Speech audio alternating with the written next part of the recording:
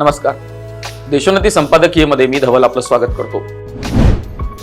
लोकसभा निवडणुकीच्या महाराष्ट्रातील धक्कादायक निकालानंतर या निकालाचे विश्लेषण करताना भाजप नेत्यांनी विरोधकांनी संविधानाच्या संदर्भात फेक नरेटिव्ह अर्थात अपप्रचार केल्यामुळेच या निवडणुकीत महायुतीला मोठा फटका बसल्याचं म्हटलं होतं. लोकसभा निवडणुकीत दलित, मुस्लिम आणि मराठा समाजाने अगदी एकगठ्ठा मते महाविकास आघाडीच्या पदरात टाकल्यामुळेच त्या निवडणुकीत महाविकास आघाडीला मोठं यश प्राप्त केलं, ही वस्तुस्थिती आहे. या समाजाची मते एकगठ्ठा होण्यामागे फेक नरेटिव्ह होतं की अन्य काही कारण हा विश्लेषणाचा भाग आहे.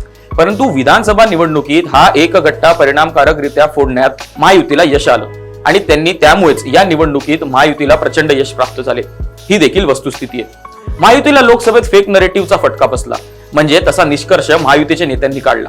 त्यामुळे आता विधानसभा निवडणुकीत आपल्याला नेमका कशाचा फटका बसला यावर महाविकास आघाडीचे नेते चिंतन करीत असावेत. उद्धव ठाकरे गटाचे हे चिंतन आटोपलेले आहे.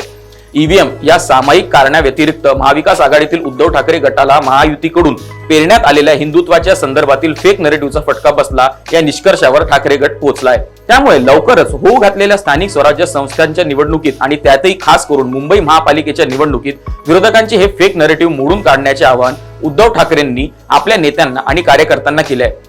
खरं तर याआधीही भाजपचे हिंदुत्व बेगडी आणि आमचे हिंदुत्व खरे असे ठाकरे गट सातत्याने सांगत होता, परंतु लोकांना ते पटलं नसावं.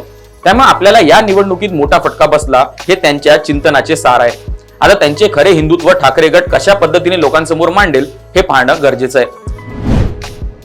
तात्पुरतं संपादकीयमध्ये इतकंच. असेच रिपोर्ट्स आणि संपादकीय पाहण्यासाठी देशोन्नतीला लाईक करा, शेअर करा आणि सबस्क्राईब करा आणि पाहत राहा देशोन्नती. नमस्कार.